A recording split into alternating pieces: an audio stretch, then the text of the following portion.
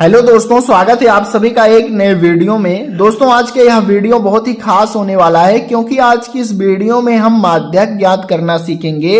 अगर आप लोग 10वीं में हैं तो एक सवाल माध्यक से जरूर आता है हर बार, आपका एक क्वेश्चन एकदम श्योर हो जाएगा। ठीक है, आप 9वीं में हैं तब भी सीख सकते हैं। ठीक है, चलिए हम आज की इस वीडियो में माध्यक ज्ञात करना सीखते हैं। देखिए कुछ इस प्रकार से सवाल दिया रहेगा आपको सारणी में, वर्ग अंतराल करके इस प्रकार से दिया रहेगा जिसमें दो दो अक्षर लिखे रहेंगे और एक बारंबारता करके दिया रहेगा जिसमें एक एक अक्षर लिखा रहेगा। ठीक है, तो हल कैसे करना है? हल करने के लिए देखिए इस प्रकार से हमें सारणी बना लेना है। ये देखिए मैंने एक सारणी बनाई है जो आपके सामने पेश है। इसे देखिए वर्ग अंतराल मैं ऐसे लिख लेता हूं इस प्रकार से, बारंबारता इसके नीचे लिख देता हूं। उसके बाद एक कॉलम और हम बना लेते हैं। ठीक है, ये जो एक कॉलम और होगा इसे हम बोलते हैं संचयी बारंबारता। ठीक है, इसे मैं यहां लिख देता हूं संचयी बारंबारता। ठीक है, संचयी बारंबारता, ये देखिए मैं लिख दिया बारंबारता। ये हो गई संचयी बारंबारता। ठीक है, तो दोस्तों इस प्रकार से इसे लिख लेते हैं। और देखिए नीचे अगर मैं बात करूं तो देखिए नीचे एक कॉलम जास्ती लिख लेते हैं ताकि मतलब एक कॉलम बढ़ाकर लिख लेते हैं ताकि जो उत्तर आएगा यहां लिखने के लिए होगा। ठीक है, अब इसे सॉल्व कैसे करेंगे बहुत ही आसान तरीके से बताऊंगा। अगर आप पहली बार भी माध्यक ज्ञात करना सीख रहे हैं तब भी आप लोग माध्यक निकाल लेंगे क्योंकि इसका एक सूत्र होता है जो मैं आपको दिखा दूं। एक सूत्र के माध्यम से आप लोग निकालेंगे माध्यक। पहले सारी चीजें बता देता हूं फिर आपको समझा दूंगा कैसे ज्ञात करना है। ठीक है, माध्यक का सूत्र होता है दोस्तों यल प्लस, देखिए माध्यक बराबर यल प्लस एन अपान 2 minus C F upon F, फिर कोष्टक के बाद इंटू एच मतलब गुणे में एच, ये सूत्र होता है। ठीक है, इसी सूत्र के माध्यम से हमें ज्ञात करना होगा। ये सारी जो L N C F H F का मान है हमें दोस्तों कहां से मिल पाएगा? ये हमें इसी में से निकालना होता है। ठीक है, कैसे निकालना है चलिए मैं आपको बताता हूं।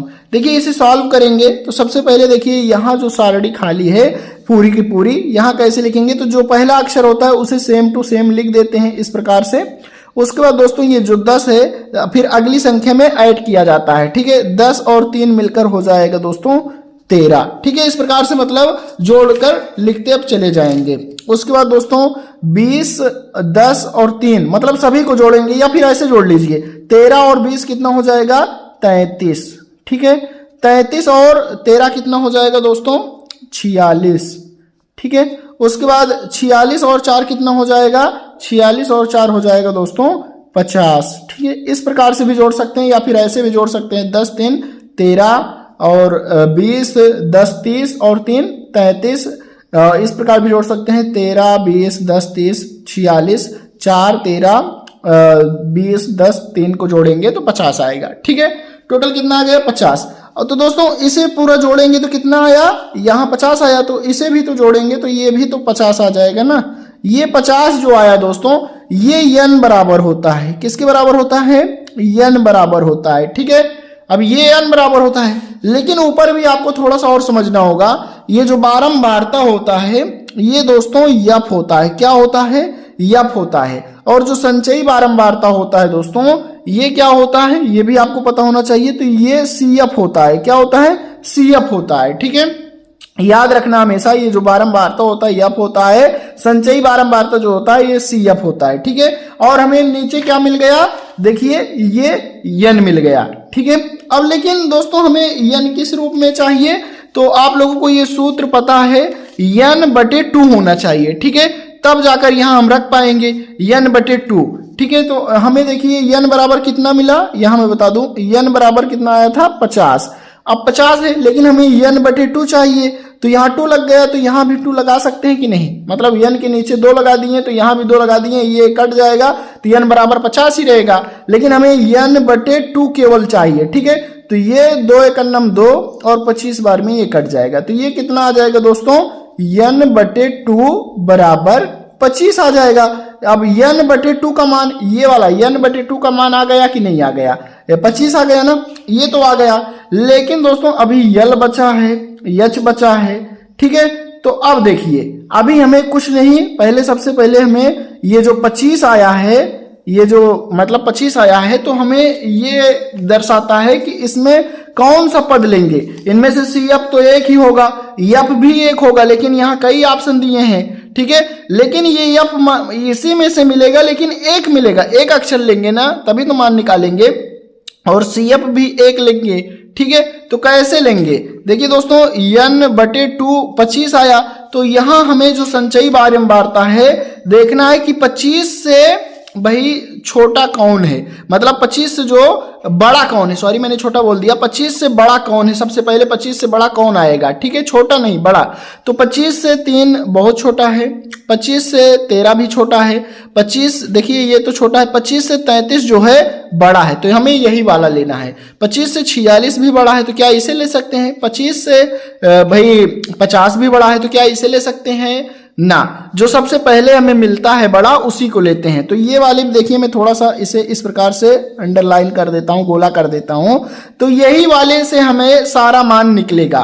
तो दोस्तों F जो हो जाएगा हमारा कितना हो जाएगा 20, यानी F बराबर क्या आ गया 20 आ गया। CF क्या हो जाएगा 33, ना भाई ना, ये गलती नहीं करना। सभी बच्चे क्या कर देते हैं, CF बराबर 33 ले लेते हैं, या फिर जो आता है स्लाइड में, तभी सवाल हो जाता है गलत, ठीक है। ये CF जो होता है ये ऊपर वाली संख्या को माना जाता है, मतलब जो आता है इसमें से, जो हमें जो भाई अभी हमने n का मान निकाला, उससे जो बड़ा आता है, n/2 से जो बड़ा आता है उसको CF नहीं लेते हैं, उसके ऊपर वाले को लेते हैं। जैसे कि ये 33 आया था ये हमारी लाइन में, तो इसे हम नहीं लेंगे, इसके ऊपर वाले को CF लेंगे हमेशा। CF बराबर क्या हो जाएगा दोस्तों, ये हो जाएगा 13, ठीक है। ये बात हमेशा नोट करना कि जो आता है भाई, जो मतलब ये इसे हम बोलते हैं माध्यक वर्ग, ठीक है। इसे थोड़ा सा और लिख लीजिए, माध्यक वर्ग बोलते हैं, ठीक है। ये जो आ गया इसे बोलते हैं माध्यक वर्ग। ये जो माध्यक वर्ग आता है दोस्तों, इसके ऊपर वाले को CF लिया जाता है संचयी बारंबारता में, ठीक है दोस्तों। अब उसके बाद ये तो हमें मिल गया। अब देखिए दोस्तों, अब हमें ये तो मिल गया, ये माध्यक वर्ग हो गया। यहां मैं लिख देता हूं, देखिए ये मैं यहां लिख देता हूं, ये तो आ चुका है, n का मान आ चुका है, और F का भी मान आ चुका है। F का मान कितना है दोस्तों 20 है, 20 यहां लिख देता हूं। उसके बाद देखिए माध्यक वर्ग, माध्यक वर्ग, माध्यक वर्ग, माध्यक वर्ग कितना है दोस्तों 40 से 55 है ना, 40 से 55 है। तो हमें क्या ज्ञात करना है दोस्तों, यल और यच ज्ञात करना है। अभी यल और यच ज्ञात करना है, क्योंकि देखिए F भी मिल गया, CF भी मिल गया, n/2 भी मिल गया, यल और यच हमें ज्ञात करना है। तो यल यच ज्ञात करने के लिए दोस्तों देखिए ये माध्यक वर्ग हो गया, तो ये जो छोटी संख्या है ये हो जाएगी यल, यल बराबर हो गया 40 का मा। अब देखिए ये जो 55 है ये यच नहीं हो जाएगा, बड़ी संख्या से छोटी संख्या घटाएंगे तो जो मान आएगा वो यच होगा। तो यच बराबर हो जाएगा दोस्तों 55 में से 40 गया 15, ये यच का मान आ जाएगा 15। अब सभी का मान आ चुका है तो उठाकर रख देते हैं, ठीक है। सभी का मान दोस्तों हमें मिल चुका है, तो अब यहां सूत्र पर उठा के रख देते हैं। देखिए माध्यक बराबर यल का मान कितना आया है दोस्तों, आप लोगों को अभी मैंने बताया 40 आया यल का मान, प्लस अब ये ब्रैकेट जिस प्रकार से उसी प्रकार से लगा लेते हैं। n/2 का मान कितना है, ये 25 दिया है, n/2 का मान 25 दिया है, ठीक है। उसके बाद CF का मान कितना है -13, ठीक है, कितना है 13 CF का मान मैंने निकाला ना, ये देखिए ये है ना, इसके ऊपर वाला CF हो गया, तो ये क्या हो गया 13 हो गया, ठीक है। यहां मैं 13 लिख देता हूं। उसके बाद ये आया 13, उसके बाद F का मान कितना है, F का मान है 20, ठीक है। अब ये फिर ब्रैकेट लगाता हूं, उसके बाद गुणे में क्या लिख देता हूं यच का मान, यच का मान कितना है दोस्तों, ये है 15, ठीक है, ये 15 लिख दिया मैंने। अब चलिए इसे जोड़ घटा लेते हैं, वही हो जाएगा हमारा माध्यक, ठीक है। उसके बाद देखिए ये 40 को ज्यों के त्यों लिख देता हूं, उसके बाद प्लस लगाया, उसके बाद ये 25 लिखा, सॉरी इसे घटा लेते हैं पहले, ठीक है। देखिए 5 में से 3 जाएगा, यहाँ घटा लीजिए, 25 में से 13 जाएगा, कितना बचेगा, देखिए 5 में से 2 ये आएगा, चलिए मैं यहाँ लिख देता हूँ, घटा के लिख देता हूँ, ठीक है। ये बचेगा 2 और 1, 12 बचेगा, 12/20 गुणे यहाँ 15, ठीक है। अब देखिए, अब इसे क्या करेंगे, काटना चाहे तो इसे हम काट देते हैं, ठीक है, काट कर ही बता देते हैं। देखिए ये बराबर काटना पीटना सीख लीजिए भाई, क्योंकि आप 10वीं के बच्चे हैं, 10वीं का सवाल है, ठीक है, 9वीं में है तब भी सीख लीजिए। 40 प्लस देखिए 12, कोष्टक हटा देंगे, 12/20 गुणे 15, इस प्रकार से, ठीक है। देखिए 5 3 15, 5 चौक 20, ठीक है, बराबर 40। अब देखिए 4 एक अन्नम 4, 4 3 12, अब ये कितना बचेगा, प्लस 3 गुणे 3, ठीक है, ये हो गया बराबर, ये 3 बचा और ये 3 गुणा का चिन्ह है तो गुणा लगा दिए। उसके बाद 40 प्लस 3 त्रिका 9, बराबर दोस्तों ये कितना हो जाएगा, 40 और 9 49। यही दोस्तों क्या हो जाएगा हमारा आंसर, यही क्या हो जाएगा, आंसर हो जाएगा, ठीक है।